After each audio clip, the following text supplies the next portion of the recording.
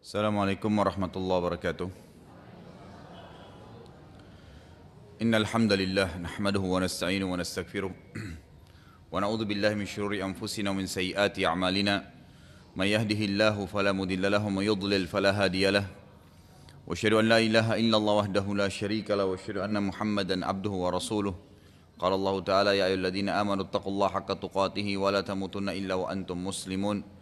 وقال عز من قال أيها الناس اتقوا ربكم الذي خلقكم من نفس واحدة وخلق منها زوجها وبث منهما رجالا كثيرا ونساء واتقوا الله الذي تساءلون به والأرحام إن الله كان عليكم رقيبا وقال عز وجل يا الذين آمنوا اتقوا الله وقولوا قولا سديدا يصلح لكم أعمالكم ويغفر لكم ذنوبكم ومن يطع الله ورسوله فقد فاز فوزا عظيما.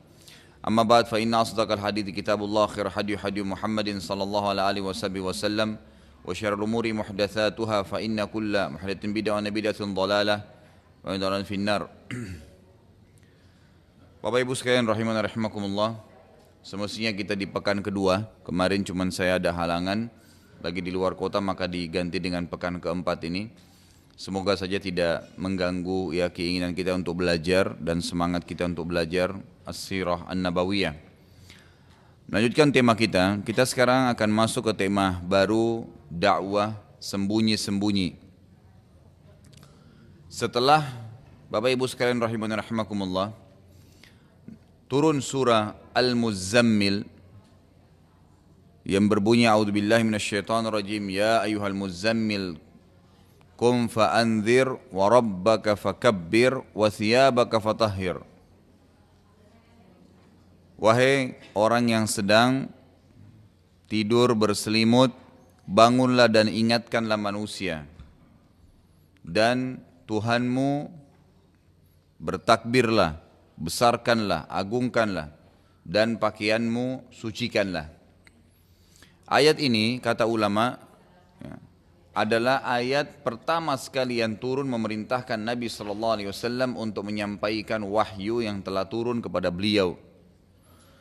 Dan awalnya perintah dakwah itu secara sembunyi-sembunyi, maksudnya tidak diiklankan. Siapa saja yang Nabi SAW terfikir untuk mendakwahinya boleh oleh Allah Subhanahu Wa Taala. Jadi beliau boleh memilih siapa saja. Dan beliau alaihissalatu wassalam memilih orang yang terdekat dulu. Dan yang paling dekat dengan beliau alaihissalatu wassalam adalah istrinya Khadijah radhiyallahu anha. Nabi SAW lalu datang kepada Khadijah dan menyampaikan tentang apa yang telah beliau dapatkan dari Allah Subhanahu Wa Taala melalui Jibril alaihissalam. Lalu Khadijah dalam riwayat yang sahih dikatakan tidak ragu sedikit pun langsung menerima Islam. Dan dalam sejarah Islam tercatatlah Khadijah radhiyallahu anha adalah wanita pertama yang menganut Islam di zaman Nabi sallallahu alaihi wasallam. Kemudian datang setelah itu adalah orang yang terdekat juga dengan Nabi sallallahu alaihi wasallam dari kalangan budak yang bernama Zaid ibn Harithah. Zaid ibn Harithah ini adalah seorang budak yang pernah dibeli oleh Khadijah radhiyallahu anha.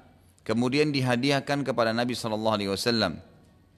Tentu Zaid ini punya kisah tersendiri. Zaid bin Harithah ini dulunya orang bebas jemaah sekalian, bukan seorang budak.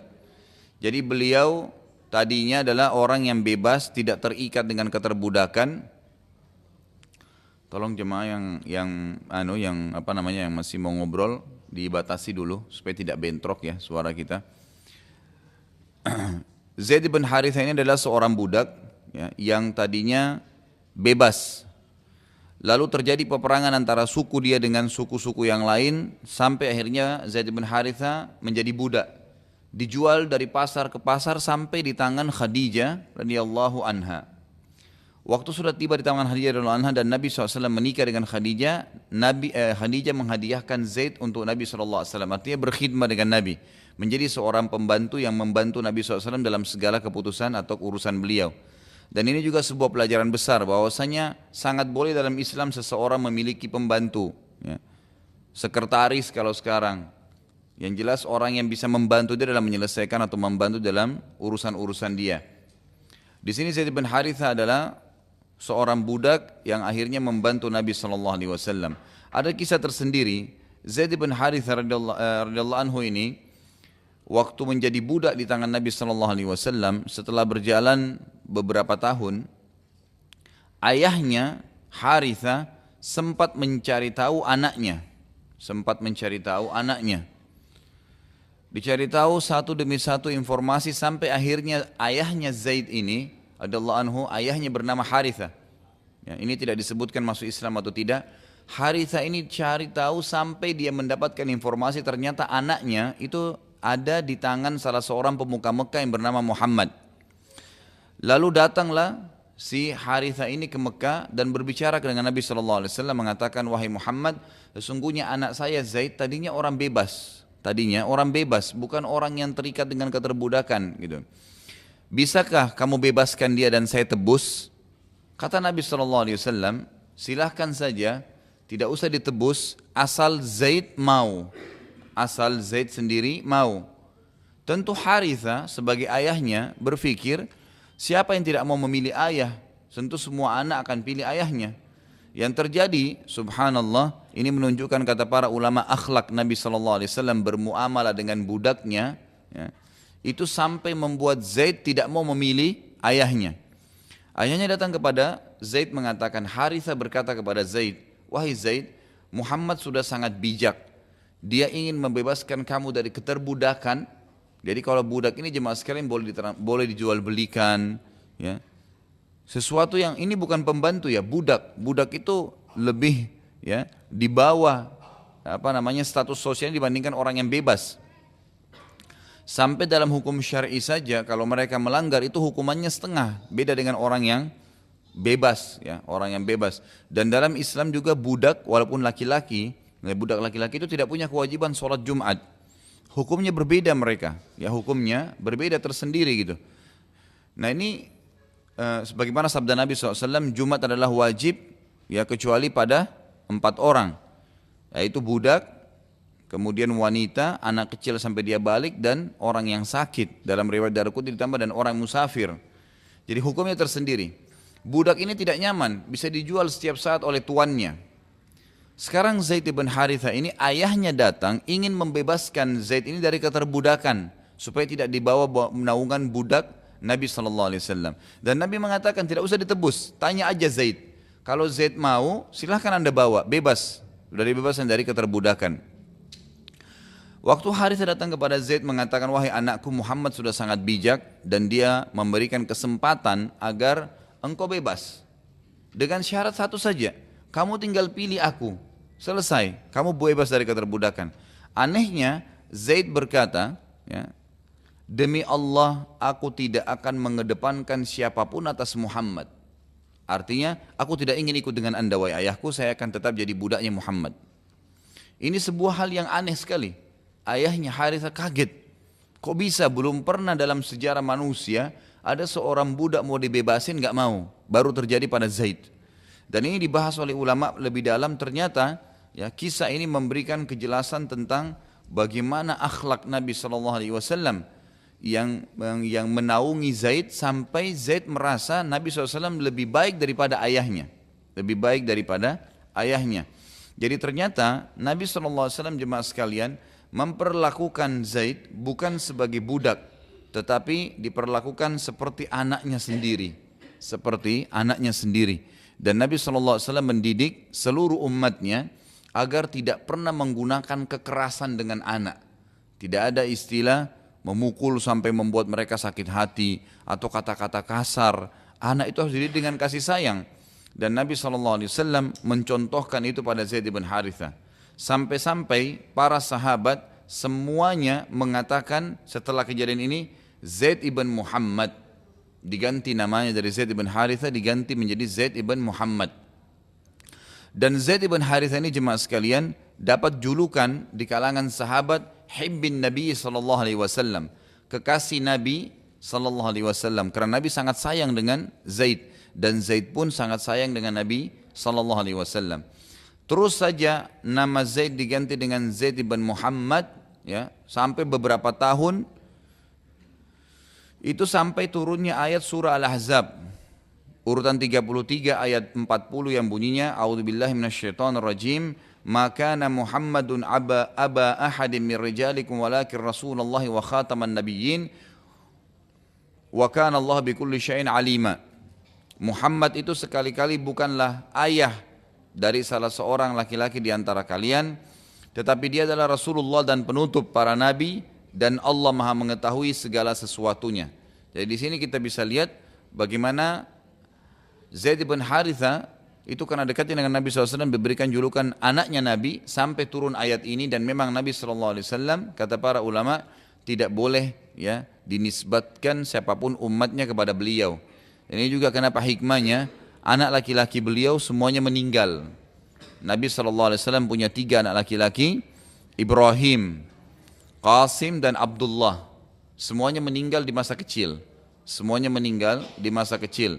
Ya, Qasim, Abdullah dan juga Ibrahim.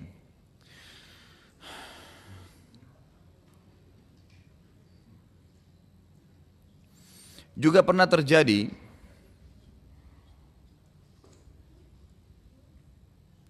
Zaid bin Haritha radhiyallahu anhu ini, karena dia menjadi anak angkat Nabi SAW, ya, Nabi bebaskan dari keterbudakan setelah itu, jadi bebas menjadi manusia bebas, dan dia mendapatkan julukan anak angkat Nabi SAW.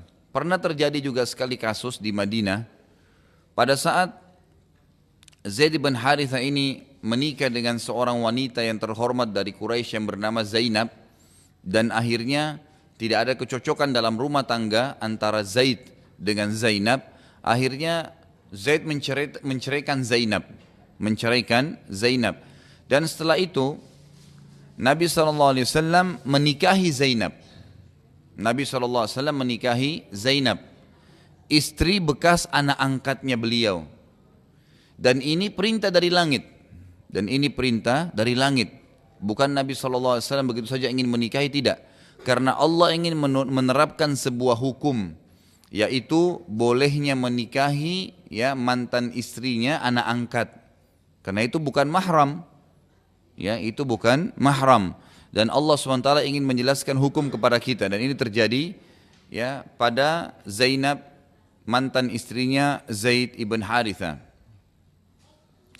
Ayat tadi yang kita sebutkan di atas, surah Al-Ahzab urutan 33 ayat 40, jemaah sekalian, memberikan penjelasan beberapa hukum. Yang pertama, dilarangkannya dalam Islam menisbatkan ya nama selain kepada nama ayah kita. Tidak boleh. Ya. Semarah apapun seorang anak dengan ayahnya, misalnya ayahnya lari, tidak bertanggung jawab dari kecil, kemudian Anda baru ketemu pada saat sudah besar, tetap sama. Nisbatnya tetap kepada ayah. Bahkan Nabi SAW melarang dalam hadis yang sahih dan sangat tegas, ya. Allah sangat murka dengan orang yang menisbatkan dirinya kepada selain ayahnya. Tidak boleh. Hanya satu keadaan saja, ya, bolehnya seseorang menisbatkan namanya ke ibunya. Ini ke ibunya ya, apalagi orang lain. Itu kalau memang anak tersebut adalah anak zina. Kalau anak itulah qadarullah anak zina, maka nisbatnya ke ibunya. Ya, nisbatnya ke ibunya. Jadi tidak boleh ke ayahnya. Ya, ini hukum syar'inya begitu. Nah, jadi orang tidak boleh menisbatkan diri. Termasuk yang perlu ibu-ibu perhatikan, mohon maaf ini perlu diketahui dan harus diperhatikan baik-baik, bahwasanya ya tidak boleh mengganti nama ayah Anda ke nama suami. Ya. Kalau ada orang di antara Anda ingin menaikkan atau ingin melibatkan nama suami, maka boleh saja, tetapi tidak boleh menghapus nama ayah. Makanya Aisyah radhiyallahu anha bernama tetap Aisyah binti Abi Bakar, tidak pernah dikatakan Aisyah Muhammad. Hafsah tetap binti Umar, tidak pernah Hafsah Muhammad sallallahu alaihi wasallam. Jadi ini hukum syar'i, dan ulama mengatakan ini bentuk keadilan Islam. Ini bentuk keadilan Islam karena wanita diberikan haknya tetap nisbat kepada ayahnya walaupun sudah menikah. Ya, walaupun sudah menikah. Di Indonesia ini ada kasus sudah menikah walaupun memang dia sangat cinta dengan suaminya, dan namanya sampai masuk ke pengadilan diganti ke nama suaminya. Ini enggak boleh dalam Islam. tetap harus menisbatkan diri kepada ayahnya. Jadi tidak boleh. Ayat ini jelas ya, melarang orang menisbatkan diri kepada ya selain ayahnya, dan ini dilarang dengan sangat tegas. Yang kedua, ya, yang diambil pelajaran dari ayat ini adalah bolehnya mengangkat anak angkat. Bolehnya mengangkat anak angkat, ya, boleh. Tidak masalah dengan memilih atau mengangkat anak, apalagi kalau orang itu tidak punya anak ataupun dia punya anak, nggak masalah. Misalnya kita melihat ada anak yatim, ya, kemudian kita jadikan sebagai anak angkat kita, itu boleh. Karena Nabi SAW waktu mengangkat Zaid bin Haritha, tadinya dari budak kemudian dijadikan sebagai anak angkat beliau, itu sebenarnya ya pada saat itu Nabi SAW punya anak, dan banyak. Anak Nabi SAW 7, ada 3 laki-laki dan 4 perempuan. Ada laki-laki Ibrahim tadi, Abdullah dan Qasim, kemudian ada perempuan yang 4, Ruqayyah Ummu Kalthum, kemudian Zainab dan juga Fatimah. Ini yang bisa diambil yang kedua dari ayat Al-Quran yang tadi kita sebutkan Al-Ahzab. Ya. Kemudian hukum yang ketiga, pelajaran yang ketiga dari ayat adalah hukum dianjurkannya seseorang ya, itu untuk membebaskan budak. Membebaskan budak. Anda kalau baca Al-Quran dan Anda temukan dalam Al-Quran ada tulisan fatahriru raqabah. Tahriru raqabah, pembebasan budak. Dalam Islam itu ada banyak sekali sebenarnya disebutkan dalam Al-Quran, dan ini hukumnya berlaku sampai hari kiamat. Ini kalau misalnya ada orang yang sempat membunuh, kemudian dia harus membayar denda. Dendahnya itu diikutin dengan pembebasan budak kalau dia miliki. Atau seseorang berhubungan suami istri di siang Ramadan sementara puasa, maka juga ada perintah untuk membebaskan budak. Kalau mereka tidak mampu, maka bisa dengan puasa 2 bulan berturut-turut. Tapi di sini jelas ada perintah untuk pembebasan budak, dan cukup banyak hukum syar'i berhubungan dengan masalah ini. Kalau Anda tanya, lalu dari mana keterbudakan itu datang? Dari peperangan. Dari peperangan. Jadi kalau terjadi peperangan antara orang Islam dengan non-Muslim, maka semua yang hadir di peperangan non-Muslim itu, pada saat terjadi kemenangan bagi kaum muslimin, maka jadi budaknya kaum muslimin. Jadi budaknya kaum muslimin. Khusus untuk mujahidin yang datang itu, mereka jadi budak. Lalu apa hikmahnya menjadi budak? Beda antara Islam dengan agama yang lain. Kalau agama yang lain atau hukum suku, ya, atau bangsa-bangsa umumnya, itu kalau mereka menang di peperangan dijadikan budak, itu tidak ada nilainya sama sekali budak tersebut. Pasti mereka jadikan budak, gitu kan? Seperti kita lihat banyak sekali kasus orang-orang di Irak itu pada saat terjadi penyerangan ya, oleh Amerika, itu banyak sekali orang dijadikan sebagai budak kaum muslimin. Tapi mereka tidak memberikan hak kaum muslimin, tidak memberikan haknya orang-orang jadi budak itu. Kalau dalam Islam, setiap orang yang memiliki budak, yang pertama disuruh untuk mendidiknya. Disuruh untuk mendidiknya, mengajarkan kepada mereka Islam. Dan yang paling tinggi setelah berhasil dididik, dibina, dibebaskan. Dibebaskan, ya. Makanya pahalanya sangat besar membebaskan budak itu. Yang saya dapat informasi, satu-satunya negara sekarang di dunia ini yang masih ada keturunan budak, dan kalau ada yang mau membayar pembebasan budak itu ada di Afrika. Ya, di daerah Mauritania itu ada, memang masih ada keturunan dari budak-budak yang dari zaman dulu, gitu kan. Dan sampai hari ini kalau misalnya ada orang yang mau membebaskan budak, dia kalau berhubungan misalnya biologis dengan pasangannya di Ramadan dan dia tidak mau puasa 2 bulan atau tidak memberikan makan 60 orang miskin, maka dia bebaskan seorang budak. Dan saya disampaikan oleh salah seorang masyayikh, salah seorang ulama di Saudi yang mengatakan kurang lebih nilainya 10.000 real. Ya, kalau kita sekarang sekitar 25 juta rupiah pembebasan budak itu. Jadi hukum ini masih ada dan masih berlaku. Hukum ini masih berlaku dan sampai hari kiamat berlaku itu. Sampai hari kiamat berlaku.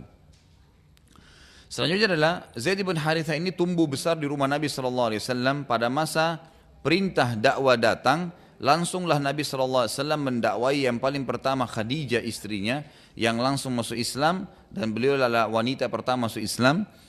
Kemudian Zaid bin Harithah, ya, budaknya beliau yang akhirnya beliau bebaskan juga didakwai dan langsung masuk Islam tanpa ragu.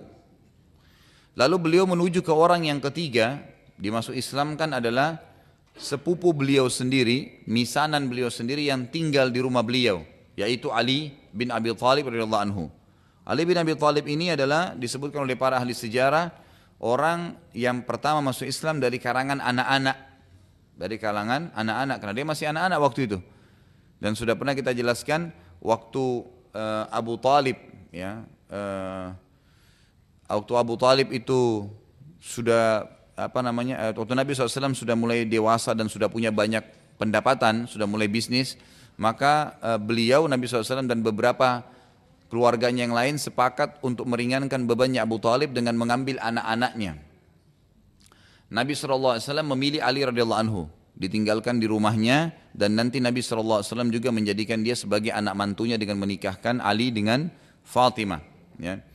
Dan Ali ini radhiyallahu anhu adalah termasuk orang yang pertama masuk Islam dari kalangan anak-anak, dan beliau juga termasuk kata para ulama orang yang besar di rumah Nabi sallallahu alaihi wasallam.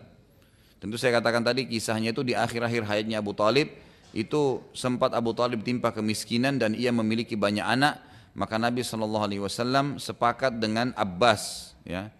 Abbas ini juga saudaranya Abu Talib, paman Nabi sallallahu alaihi wasallam, dan beberapa keturunan Abdul Muttalib untuk meringankan beban Abu Talib, dan akhirnya mereka memilih, ya, anak-anak dari Abu Talib untuk dibesarkan, ya, untuk dibesarkan di rumah masing-masing, dan Nabi SAW akhirnya memilih Ali radhiyallahu anhu. Tentu kata para ulama, dengan terpilihnya Ali oleh Nabi SAW dan akhirnya tinggal, ya, di rumah Nabi SAW dan tumbuh besar, itu sebuah karunia yang luar biasa. Karunia yang luar biasa bagi Ali, ya. Ali bisa tumbuh besar di rumah Nabi SAW, di rumah kenabian, dibina di tangan Nabi langsung. Kemudian setelah dewasa balik, ya, kemudian Nabi SAW nikahkan lagi dengan Fatimah.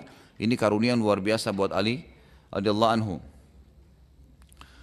Juga yang termasuk awal masuk Islam dari kerabat beliau adalah anak-anak beliau alaihissalatu wassalam. Jadi selain tadi Khadijah istrinya secara khusus, kemudian budaknya Zaid bin Harithah, kemudian, ya, Ali radhiyallahu anhu sepupunya beliau, kemudian juga anak-anak beliau sendiri, ya, anak-anak terutama keempat anak perempuan Nabi SAW, Ruqayyah, Ummu Kalthum, Zainab dan Fatimah.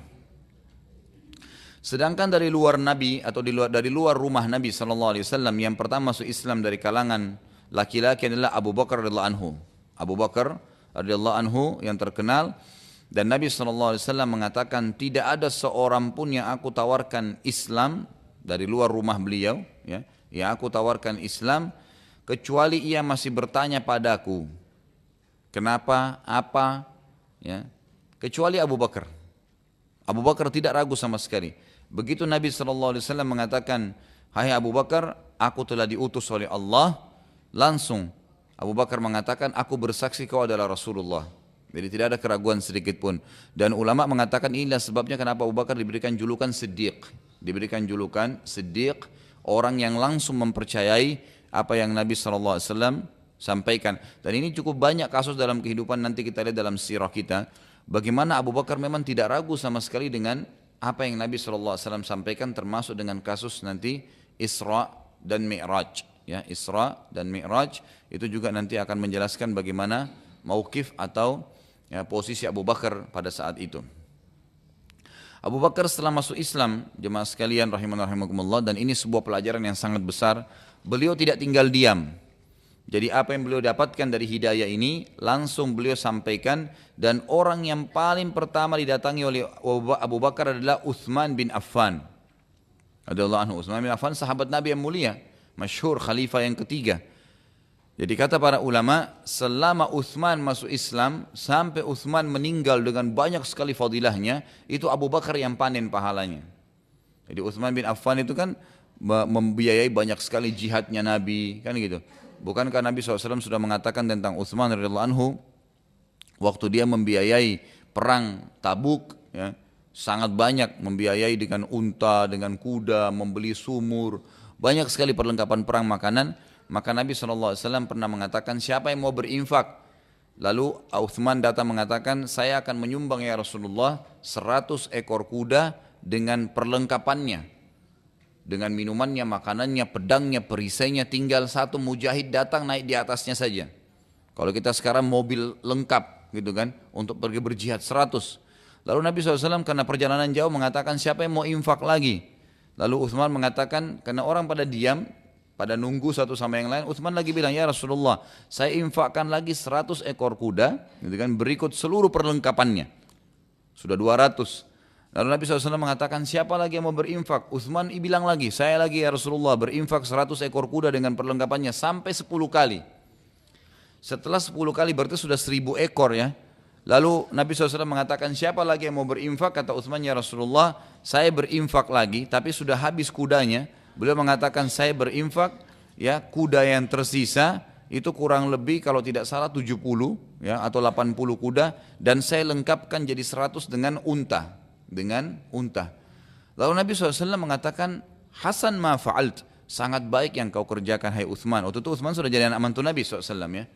Lalu Nabi SAW mengatakan, sekarang mujahidin butuh air, dan ada sumur di lokasi perang itu yang perlu dibeli, gitu kan? Maka Nabi SAW mengatakan, siapa yang membeli sumur itu, dia dapat surga. Enggak pakai nunggu, Uthman langsung berdiri, ya Rasulullah saya beli. Langsung sebelum sahabat semuanya bicara, dia mengatakan, ya Rasulullah saya yang beli. Selesai. Maka apa kata Nabi SAW? Tidak ada lagi yang bisa menahan Uthman untuk masuk ke surga setelah perbuatannya hari ini. Jaminan masuk surga langsung. Karena cepat, bergegas. Dan ini sebuah pelajaran besar jemaah sekalian ya. Setiap peluang ibadah dan amal soleh jangan ditunda. Tidak boleh ditunda. Ada kesempatan infak, ada kesempatan apa saja. Ya, mendakwai orang, menasihatin, ibadah, semua dikerjain. Jangan ditolak, jangan ditunda dan ditolak. Ya. Dan ingat, dalam ibadah kita harus mendahulukan diri kita. Tidak boleh orang lain dalam ibadah ya. Seperti sering saya bahasakan, bapak-bapak kalau saya masuk ke masjid, itu sering sekali saya temukan gitu kan. Saf pertama itu lebih besar fadilahnya. Bukankah Nabi SAW mengatakan, Lo ya'lamun nasa ma fin nida'i wa safal awla atahuma walau habwa. Kalau manusia tahu apa yang tersembunyi di azan dan saf pertama, maka mereka pasti akan jalan menuju keduanya walaupun harus merangkak. Dalam riwayat lain dikatakan kalau mereka harus bersaing, maka mereka akan bersaing satu sama yang lain untuk memperebutkan itu. Tapi kalau saya masuk di Indonesia, saya lihat kalau saya lagi sudah iqamah, mesti saya buru-buru mau kejar saf pertama gitu kan, itu malah saya dipersilahkan gitu kan. Ini baik saja ya, baik, tapi sebenarnya dia kehilangan peluang, mestinya nggak boleh. Kalau dalam ibadah itu nggak boleh. Saya belum haji, tapi saya mau hajikan kerabat saya, mana yang saya dahulukan? Ya Anda dulu. Nggak bisa orang lain kalau dalam ibadah, gitu kan? Kecuali kalau memang kita sudah mengerjakannya, sudah pernah haji tahun lalu, kemudian mau hajikan tahun ini orang tua kita, silahkan. Walaupun orang tua sendiri ya. Jadi kita melakukan terlebih dahulu karena kita yang diperintahkan oleh Allah Subhanahu wa taala, gitu kan? Ini sebuah pelajaran saja yang kita bisa ambil daripada perilaku para sahabat. Semua yang Uthman lakukan tadi, dan cukup banyak nanti akan kita sebutkan juga di zaman bahasan tentang Uthman bin Affan sendiri insyaAllah, itu beliau radhiyallahu anhu dipanen pahalanya oleh Abu Bakar. Kenapa? Hanya karena Abu Bakar ngajak syahadat saja. Jadi Abu Bakar waktu masuk Islam nggak nunggu selesai syahadat langsung nyari siapa yang jadi mangsa nih. Gitu. Langsung dicari, dan yang dicari adalah orang-orang yang luar biasa, orang-orang memang yang potensi. Didatangin langsung disampaikan. Jadi nggak ada salahnya kalau di al-ihsan didapat manfaat, sampaikan kepada teman-teman untuk datang juga. Siapa tahu subhanallah dari 10 orang yang kita ajak ada satu yang datang, kemudian dengan 2 jam dia hadir bisa berubah hidupnya. Selama dia hidup dia bisa menjadi lebih baik dari sebelumnya, Anda panen pahalanya, gitu kan? Jadi itu sangat baik sekali. Setelah Abu Bakar masuk Islam, ia langsung mengajak Uthman, dan Uthman pun masuk Islam. Kemudian Abu Bakar datangi lagi setelah Uthman syahadat. Jadi Abu Bakar cuma bilang, hai Uthman, ucapkan syahadat, tidak ada Tuhan yang menciptakan segala sesuatu kecuali Allah, la ilaha illallah, dan Muhammad adalah utusan Allah. Utsman bilang, baik, asyhadu an la ilaha illallah wa anna Muhammadar Rasulullah. Selesai. Dengan syahadat saja. Enggak ditunggu, enggak apa, enggak ada masalah sholat, enggak ada masalah yang lain. Langsung Abu Bakar keluar dari rumahnya Utsman, cari orang lain lagi. Tahu siapa yang pertama didepuni setelah Utsman? Zubair bin Awam. Zubair bin Awam ini salah satu dari 10 yang dijamin masuk surga. Zubair bin Awam ini sahabat Nabi yang luar biasa ibadahnya. Luar biasa ibadahnya. Dan orangnya termasuk dari 10 yang dijamin masuk surga. Itu masuk Islam juga di tangannya Abu Bakar radhiyallahu anhu. Ini juga pelajaran besar jemaah sekalian dan sudah pernah saya singgung ini. Kalau ada orang yang ingin masuk Islam dan mengatakan kepada Anda, saya ingin masuk Islam, jangan tunda. Langsung pegang tangannya pada saat itu, ayo asyhadu an la ilaha illallah wa Muhammadar Rasulullah. Enggak ada mandi, enggak ada wudu, enggak usah kasih buku tebal tentang Islam ini pelajari dulu, enggak. Karena banyak orang terjadi begitu. Dia sudah syahadat saja berarti sudah muslim. Udah cukup itu, kan gitu. Itu udah harus dilakukan gitu. Dan kalau anda masih ingat, pernah saya ingatkan ada salah satu guru saya, itu beliau tinggal di Mekah, bernama Syekh Muhammad Jamil Zainu. Semoga Allah sembuhkan ya, beliau masih sakit gitu kan. Itu beliau pernah cerita dengan saya salah satu kisah tentang masuk Islam temannya. Dia bilang, saya waktu mau masuk di kelas saya di Syria, itu di Damaskus, mau masuk kuliah, ada teman saya Nasrani, satu kelas dengan saya. Lalu dia bilang, saya pegang pundaknya. Sebelum masuk kelas saya mengatakan, bagaimana pendapatmu kalau saya bilang asyhadu an la ilaha illallah wa anna Isa Rasulullah wa anna Muhammad Rasulullah. Bagaimana pendapatmu kalau saya bilang tidak Tuhan yang berhak disembah kecuali Allah, Isa adalah Rasulullah dan Muhammad adalah Rasulullah. Ternyata orang Nasrani banyak sekali memahami kita ini benci Nabi Isa. Padahal orang Islam tidak boleh benci Nabi Isa. Bahkan harus mengakui risalahnya beliau, tapi tidak menerapkan lagi syariat beliau karena sudah datang Rasulullah Muhammad SAW, gitu kan setelahnya. Karena Rasul kalau datang menghapus syariat sebelumnya. Apa yang terjadi? Nasrani itu bilang, kalau begitu asyhadu an la ilaha illallah wa anna Isa Rasulullah wa anna Muhammad Rasulullah, gitu kan.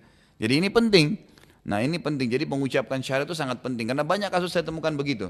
Ada orang yang sudah lama berbulan-bulan temannya di kampus, tetangganya, kerabatnya, ada yang mau masuk Islam, dia kasih buku dulu gitu kan, disuruh baca, lama sekali, panjang lebar. Hati-hati ya, kalau sudah ada orang yang masuk Islam dan anda sengaja nunda, padahal cuma ucapin syahadat ya, kalau dia meninggal satu detik setelah itu, anda tanggung jawab.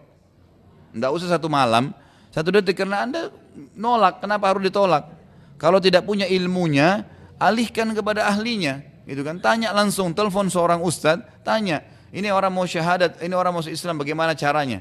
Kalau nanti dia mau ke Istiqlal, dia mau ke Al-Ihsan, mau dapat sertifikat, itu urusan nanti, itu nggak masalah, itu cuma administrasi. Tapi biarin dia masuk Islam dulu. Ini penting sekali, jangan sampai salah ya. Sehingga ini sebuah pelajaran, dan inilah yang dilakukan oleh Abu Bakar radhiyallahu anhu.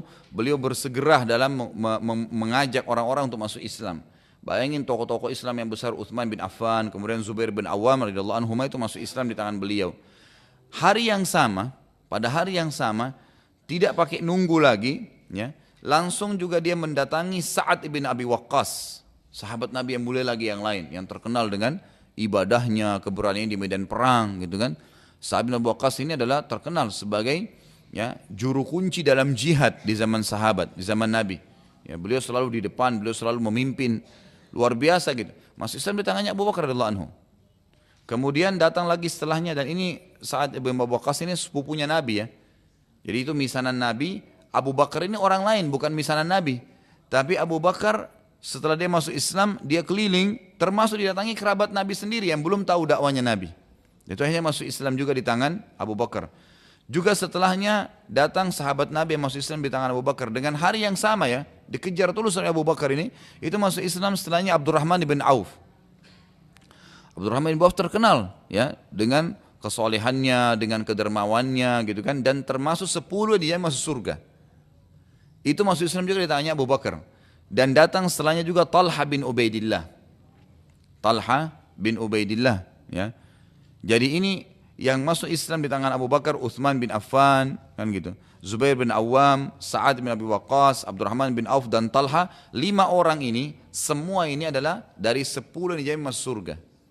Masuk Islam di tangannya Abu Bakar radhiyallahu anhu. Dan ini sebuah pelajaran yang sangat besar.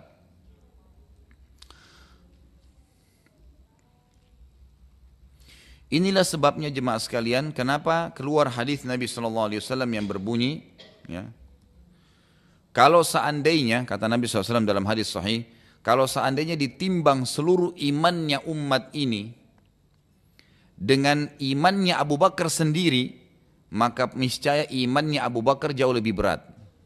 Seluruh kita ini yang hadir, seluruh umat Islam, ya, kata Nabi SAW, seluruh umat ini kalau ditimbang imannya dengan imannya Abu Bakar, maka iman Abu Bakar lebih berat. Jangankan kita secara individu, rame-rame semua, itu digabung, tetap belum bisa mengimbangi imannya Abu Bakar. Dan ini luar biasa ya, kalau dikatakan seluruh umat ini termasuk sahabat loh. Dan sahabat itu ada jumlahnya 70.000 orang, gitu kan. Kalau kita keluarin Abu Bakar sendiri berarti masih ada 69.000 sekian, kan gitu. Nah itu berarti Abu Bakar adalah orang yang luar biasa. Makanya orang-orang Yahudi, ya, termasuk yang membentuk pemahaman Syiah, itu sangat faham masalah ini. Akhirnya mereka mencari sesuatu yang bisa menyudutkan Abu Bakar sampai mengkafirkannya radhiyallahu anhu. Ini orang yang sangat mulia, ya, orang yang sangat mulia. Dan Abu Bakar cukup banyak sekali ya fadilahnya. Juga dalam hadis lain kata Nabi SAW, demi Allah tidak ada seorang pun, kata Nabi SAW, tidak ada seorang pun yang menginjakkan kakinya di muka bumi ini lebih mulia dari para nabi-nabi seperti Abu Bakar, nggak ada. Jadi Abu Bakar adalah orang yang paling mulia di muka bumi ini setelah para nabi. Jadi sahabat-sahabatnya Nabi Isa, sahabatnya Nabi Musa pun tidak ada yang bisa menyaingi Abu Bakar radhiyallahu anhu karena luar biasa dengan imannya. Pernah seorang sahabat Abdullah bin Mas'ud berkata, kami tidak ada bedanya dengan Abu Bakar dari sisi ibadah. Kami tidak ada bedanya dengan Abu Bakar dari sisi ibadah. Kami sholat, Abu Bakar sholat, kami sholat 5 waktu sama, ke masjid sama, zikirnya sama, sholatnya, ibadahnya, puasanya sama, hajinya sama-sama, jihad sama-sama jihad di zaman Nabi gitu kan, sama semua. Tapi kami tidak bisa menyaingi Abu Bakar di keyakinannya, akidahnya nggak bisa. Bayangin tuh Abu Bakar, begitu Nabi bilang saya Nabi, langsung iya kamu Nabi, nggak ada lampu, orang ini buta huruf kan gitu, langsung diakuin. Sama dengan kasus Isra dan Mi'raj yang pernah saya jelaskan sedikit ya. Waktu itu adalah Nabi SAW pulang dari Isra dan Mi'raj, pulang langsung duduk, melongo gitu Nabi di depan Ka'bah, diam, merenung apa yang terjadi semalam nih. Keajaiban yang luar biasa, perjalanan dalam semalam ini ke Palestina dan ke langit, kembali lagi ke Palestina dan kembali lagi ke Mekah, gitu kan. Lalu Abu Jahal datang dan mengatakan, wahai Muhammad, ada apa dengan kamu? Lalu kata Nabi SAW, diceritain dengan polosnya, Nabi ceritain, tadi malam saya ketemu Jibril, kemudian saya ke Palestina, kemudian saya naik ke langit, ketemu sama Tuhan, kemudian Allah berikan perintah sholat, kemudian saya kembali lagi ke Palestina, kembali lagi ke Mekah. Abu Jahal waktu itu memang lagi cari-cari kesalahannya Nabi SAW. Apa yang Abu Jahal bilang? Wahai Muhammad, kalau saya kumpulkan masyarakat Mekah, maukah kamu ceritakan nih?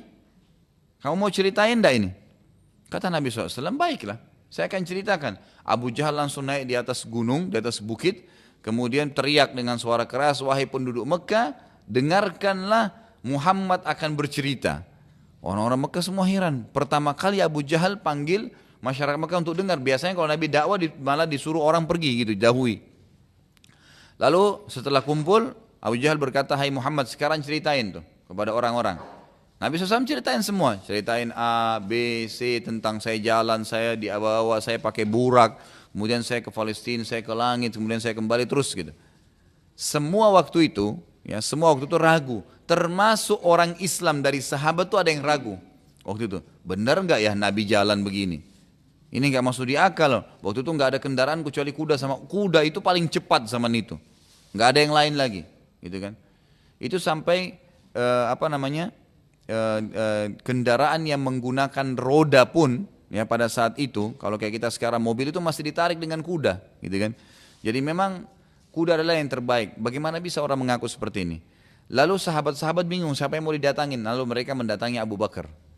Abu Bakar betul lagi di kebunnya waktu itu, jadi ada kebun kurmanya, lagi di sana. Lalu ditanya, hai Abu Bakar, ceritanya begini. Rasulullah mengaku tadi malam sedang Isra, kemudian Mi'raj, kemudian kembali lagi. Ini sekarang ada di sini nih, di sekitar Ka'bah lagi dikelilingi oleh orang-orang gitu. Ya. Tapi orang pada ragu dengan ceritanya. Lalu Abu Bakar datang dengan tenang mendekati Nabi lalu mengatakan, ya Rasulullah, apakah Anda mengucapkan apa yang telah orang bicarakan sekarang? Kata Nabi, iya. Langsung Abu Bakar bilang, Anda benar. Langsung, nggak pakai tanya, nggak pakai ragu, langsung Anda benar, pasti benar. Lalu orang-orang Quraisy bilang, wahai Abu Bakar, bagaimana bisa kau percaya begitu saja? Kata Abu Bakar, wahai Quraisy, dia sudah saya percayai, wahyu datang dari langit, tanpa harus berangkat ke langit, dia bilang datang, saya sudah percaya. Apalagi kalau cuma sekedar naik ke atas, itu nggak masalah.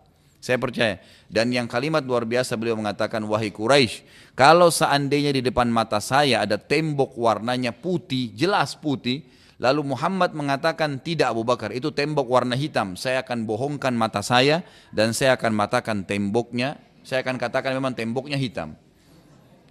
Kira-kira Quraisy mau bilang apa nih? Udah nggak bisa bilang apa-apa. Kalau depan mata saya jelas temboknya putih nih, seperti ini terang. Lalu Muhammad bilang, enggak Abu Bakar, ini hitam. Saya bilang hitam, mata saya yang bohong. Gitu. Ya. Saking percaya dengan Nabi SAW. Bagaimana kita bisa saingi Abu Bakar kalau begitu? Kan gitu. Kita aja disuruh sholat subuh berjamaah di masjid, masih ragu bener enggak ya? Gitu kan. Atau disuruh sholat tahajud, Allah turun ke langit bumi. Begini, ustaz semua pada teriak. Allah temuilah Allah, minta sama Allah. Kita masih tidur. Kalau yakin, enggak bakal tidur malam itu. Pasti bangun. Ini bukan presiden, bukan gubernur, tapi raja Allah yang datang. Rajanya seluruh raja ke langit bumi datang ke rumah kita, tinggal nanya, mau minta tolong apa? Ada kebutuhan apa? Ada yang salah minta maaf, saya maafin, tapi masih tidur. Karena kita nggak yakin.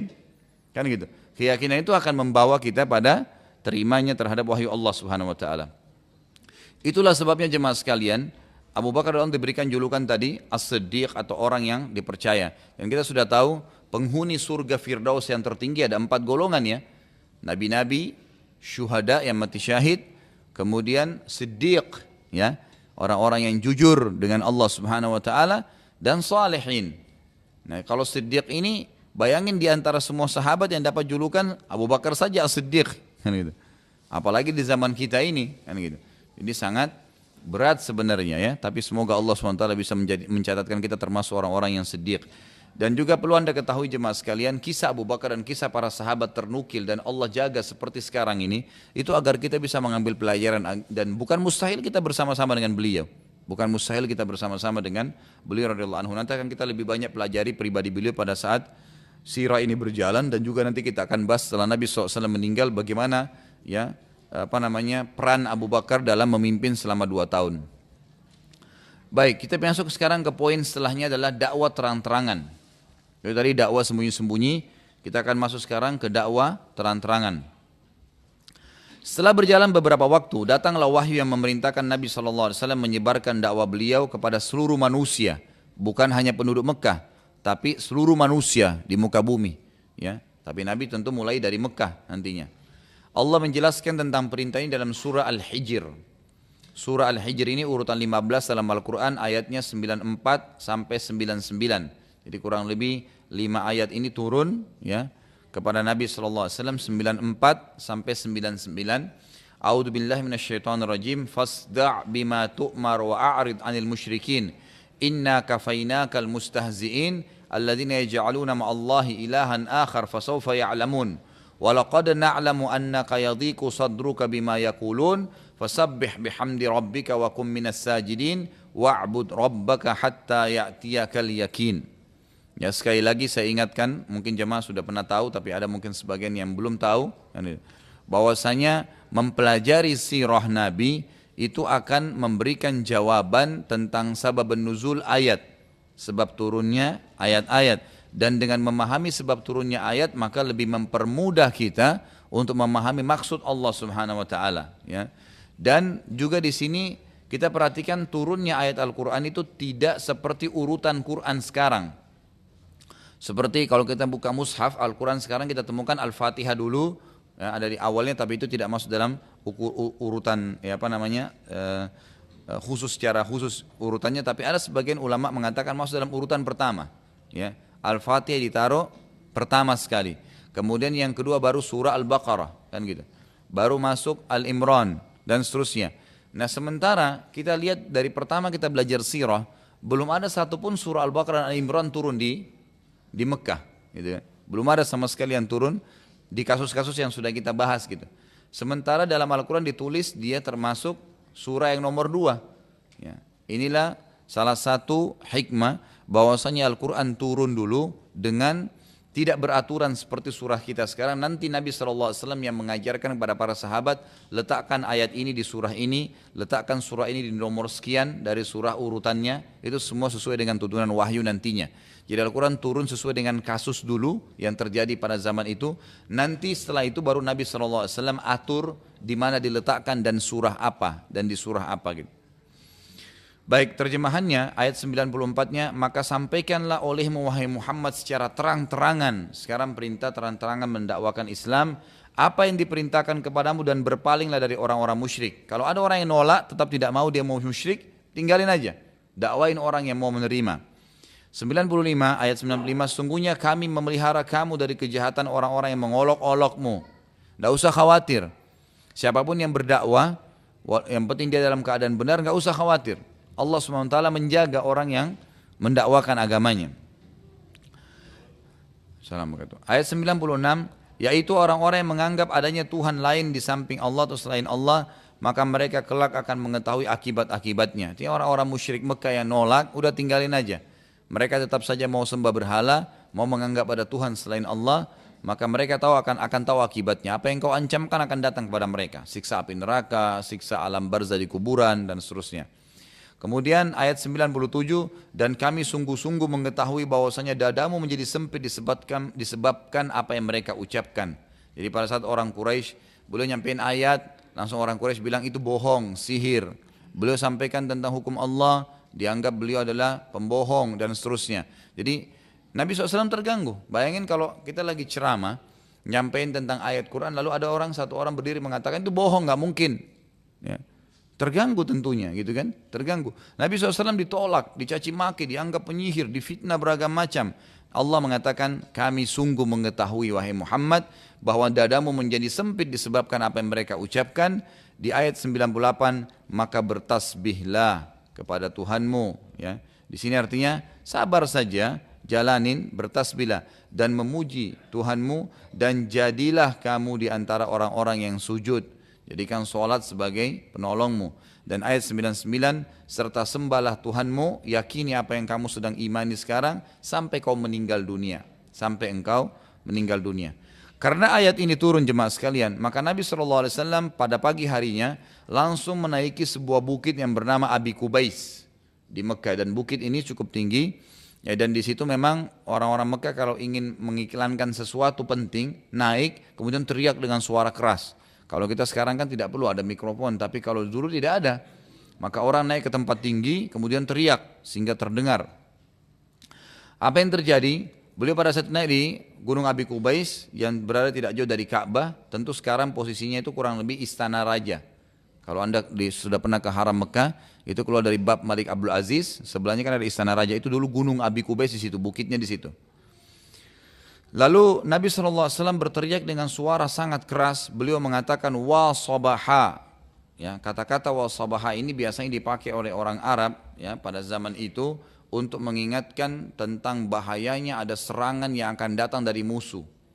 Beliau berteriak wa sabaha dengan keras. Begitu mendengarkan wa sabaha ini, seluruh orang Quraisy langsung kumpul. Ya, seperti misalnya kalau Al-Ihsan ini dijadikan sebagai tempat informasi, setiap ada informasi kematian misalnya diiklanin, misal contoh, kemudian orang-orang pada datang atau ngumpul mengambil informasi, contoh saja ya, zaman sekarang tentu tidak butuh itu. Jadi seperti itu kurang lebih Gunung Abi Kubais, orang pada kumpul bercari informasi baru. Nah pada saat itu yang terjadi adalah setelah mendengar ya teriakan tadi mereka kumpul, lalu setelah mereka lihat di atas Gunung Abi Kubais ternyata Nabi Muhammad SAW, maka mereka tambah penasaran. Serentak semuanya mengatakan yang teriak adalah as-sadiqul amin, orang yang terpercaya dan orang yang paling jujur di antara kita. Berarti ada informasi yang penting yang akan disampaikan oleh Nabi SAW. Waktu itu tentu mereka belum tahu kalau Nabi seorang Nabi ya, karena ini baru sekarang diperintahkan dakwah terang-terangan. Sebelumnya kan dakwah sembunyi-sembunyi, hanya orang-orang tertentu. Tapi orang-orang Quraisy semuanya belum tahu. Sekarang Nabi SAW akan menyampaikan secara terang-terangan. Lalu beliau berteriak dengan suara keras berkata, bagaimana wahai Quraisy, bila seandainya aku mengatakan pada kalian di belakang bukit ini terdapat pasukan yang akan menyerang kalian sebentar lagi, apakah kalian akan percaya? Maka serentak semuanya menjawab, mengatakan tentu. Karena kami belum pernah mendapati atau mengetahui engkau berbohong. Tidak pernah Nabi bohong satu kali pun. Satu kota Mekah tahu beliau jujur. Tidak pernah bohong sekalipun dalam hidupnya, tidak pernah bohong. Alaihissalatu wassalam. Lalu beliau SAW bersabda, ketahuilah bahwasanya aku adalah seorang utusan Allah. Dan di antara kedua tanganku ada siksaan Allah yang pedih. Artinya yang menolak untuk beriman kepada Allah dengan risalahku ini akan disiksa oleh Allah subhanahu wa ta'ala. Mendengar pernyataan Nabi SAW itu, maka Abul Uzza ini julukannya Abu Lahab, ya, paman Nabi SAW sendiri yang turun surah Lahab, ya, itu menceritakan tentang kematian dia, ya, kehancuran dia dengan istrinya karena menolak dakwah. Abu Lahab lalu berkata, tabban laka ya Muhammad, kecelakaan untuk kau hai Muhammad. Apakah engkau mengumpulkan kami hanya untuk menyampaikan ini? Maksudnya kamu kumpul kami hanya mengatakan kau adalah Rasul, kau utusan Allah. Maka Abu Lahab pun membubarkan orang-orang, dan setelah kejadian tersebut istri Abu Lahab lalu mengumpulkan ranting-ranting pohon yang penuh dengan duri dan meletakkan pada jalan yang akan dilalui oleh Nabi SAW. Jadi ini nggak ada alasan gitu. Nabi hanya ajak mereka syahadat waktu itu. Berimanlah bahwasanya tidak ada Tuhan selain Allah dan aku dan Rasulullah. Selesai, syahadat saja. Tapi terjadi beda sekali antara Abu Lahab dengan Abu Bakar. Abu Bakar langsung terima dan Abu Lahab langsung menolak. Ada juga sebuah pelajaran besar di sini, Bapak Ibu sekalian rahimakumullah. Kita kadang-kadang orang Indonesia ini berpikir Mekah itu sekarang dengan Madinah tidak ada orang jahat. Karena dianggap kota suci. Ingat ya, di zaman Nabi dulu ada Abu Bakar dan ada Abu Lahab, sampai hari ini masih ada itu. Tapi Abu Lahabnya sekarang masih sudah muslim, kan gitu. Bedanya akhlaknya akhlak Abu Lahab, tidak sholat, kan gitu, nggak ibadah, menipu orang, ada di Mekah itu dan ada di Madinah, bukan tidak ada. Jadi jangan sampai salah faham, gitu kan. Ini juga perlu diketahui, di sana ada orang baik, ada orang jahat, gitu kan.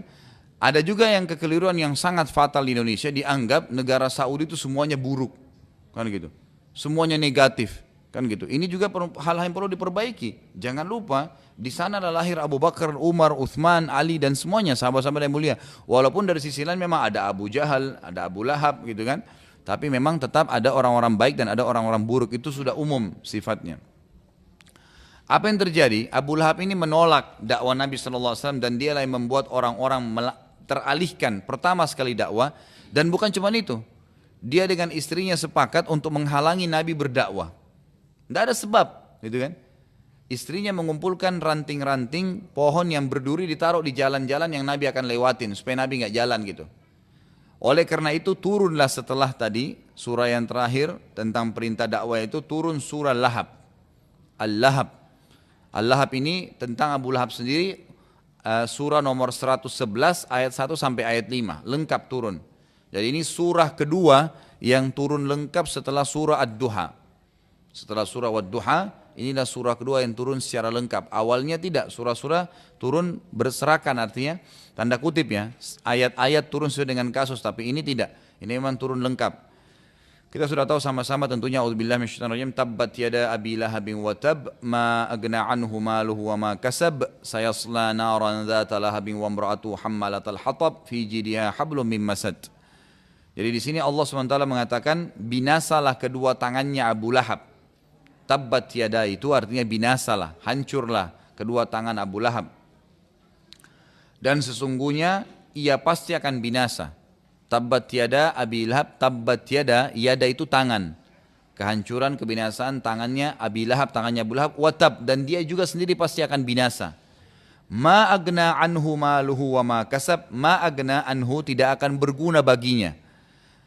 Maluhu, harta yang sudah dia kumpul selama ini, wa ma kasab, dan apapun yang dia usahakan. Sayasla naran dzata lahab, dia pasti akan masuk ke dalam neraka yang apinya bergejolak. Sayasla naran, dia akan masuk ke dalam api dzata lahab yang apinya bergejolak. Wa imra'atuhu, dan istrinya hammalatal hatab. Hammalata itu yang telah memikul. Hatab itu kayu berduri tadi, ranting-ranting berduri. Fi jidha hablum min masad, dan di leher mereka nanti akan ada tali dari sabut.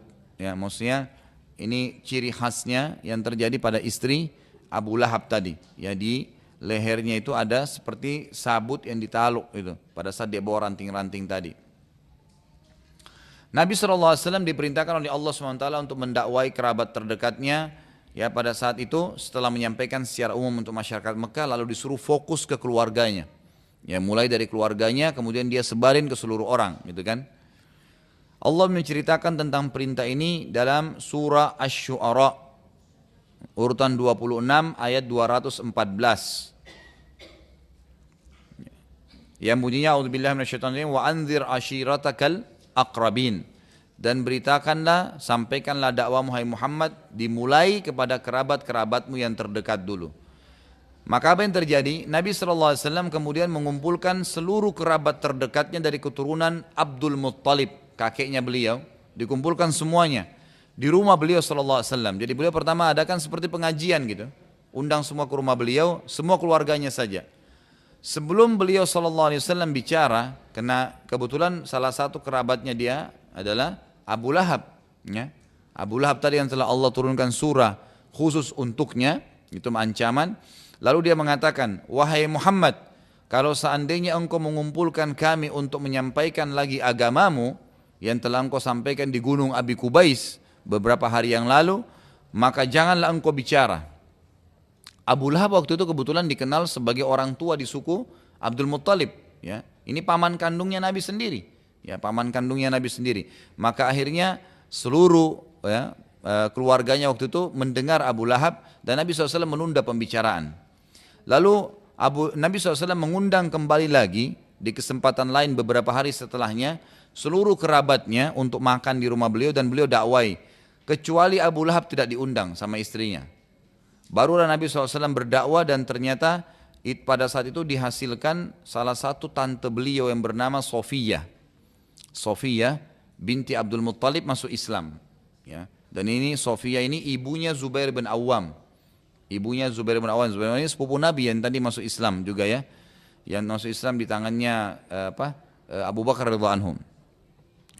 Dakwah Islam makin menyebar dan banyak yang memeluknya, dan yang paling banyak masuk Islam dari golongan orang miskin ya pada saat itu. Di antara orang-orang yang masuk Islam dari budak, dari orang-orang miskin itu yang paling banyak masuk Islam. Yang terkenal kisahnya adalah Yasir dan istrinya Sumayyah. Yasir dan Sumayyah, ini yang terkenal. Dan inilah dua orang yang pertama mati syahid dalam Islam. Siapa itu Yasir dan siapa Sumayyah? Mereka adalah dua orang yang merupakan budaknya Abu Jahal, budaknya Abu Jahal. Jadi waktu Nabi SAW mulai berdakwah tersebar, kemudian banyak orang yang syahadat, ya kan gitu, dilarang sembah berhala, tidak boleh berzina, nggak boleh menipu orang, hukum-hukum Islam yang sudah turun umumnya pada saat itu. Lalu Yasir dan Sumayyah masuk Islam. Abu Jahal waktu itu marah. Sumayyah ini jemaah sekalian lagi hamil. Sumayyah waktu itu lagi hamil. Maka disiksa oleh Abu Jahal. Terus disuruh murtad kembali, disuruh sembah berhala. Mereka tidak mau. Akhirnya Yasir dibunuh waktu itu. Yang pertama dibunuh Sumayyah dulu, baru Yasir. Istrinya dulu. Apa yang terjadi? Jahat sekali Abu Jahal ini ya, yang diberikan julukan Fir'aunnya umat ini. Dia mengambil tombak dan ditusuk perutnya Sumayyah. Jadi Sumayyah itu mati dengan bayinya, gitu kan. Kemudian setelah itu Yasir mau bela istrinya, ditusuk juga oleh Abu Jahal dan mati dua-duanya. Tertinggal anaknya Ammar.